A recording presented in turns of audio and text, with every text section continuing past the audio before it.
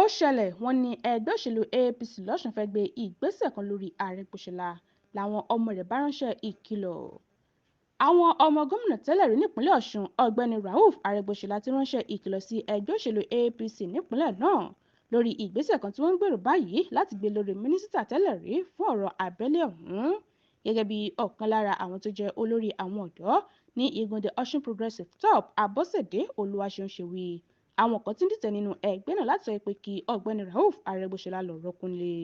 Abọ́sẹ̀dé ṣàlàyé pé gómìnà àná Alhaji Gbóyèga Oyètọ́lá àtàwọn márùn-ún mìíràn nínú èyí tí sẹ́nítọ̀ kan tí ó lulẹ̀ lásìkò ìdìbò àti abẹnugan ilé-ìgbìmọ̀ aṣòfin Ọ̀ṣun tẹ́lẹ̀ wà ni wọ́n ń gbèrò búburú náà. Ó ní kọmíṣánná fún ọ̀rọ̀ iṣẹ́ òde àti ìrìnkèrindò ọkọ̀ pẹ̀lú kọmíṣánná fún ọ̀rọ̀ ìjọba ìbílẹ̀ àti oyè jíjẹ lásìkò ìṣèjọba Oyètọ́lá ni wọ́n jẹ́ balógun nínú ọ̀tẹ̀ náà. Gẹ́gẹ́ bó ṣe wí, ṣe ni wọ́n ń tan àwọn olóyè ẹgbẹ́ òṣèlú APC ní wọ́ọ̀dù kẹjọ tí Arẹgbẹṣọla ti wá láti buwọ́lu ìwé kan tí wọn kò kọ nǹkan kan sí lọ́jọ́ Wednesday ọ̀sẹ̀ yìí.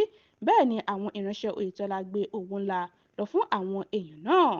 Ó ní onírúurú ìgbésẹ̀ ni wọ́n ti gbé láti ba Arẹgbẹṣọla lórúkọ jẹ́ nígbà tí wọn kò sì rí ọ̀nà lọ ní Oyètọ́lá àtàwọn èèyàn náà pinnu láti kéde pé kí Arẹgbẹṣọla lọ rọ́kúnlé. Ìdí tí wọ́n sì fi ń ṣe eléyìí ni láti pàkúta sí ètò ìparí ìjà tí ó ń lọ lọ́wọ́ láàrin Arẹgbẹṣọla àti Ààrẹ Bọ́lá Ahmed Tinubu.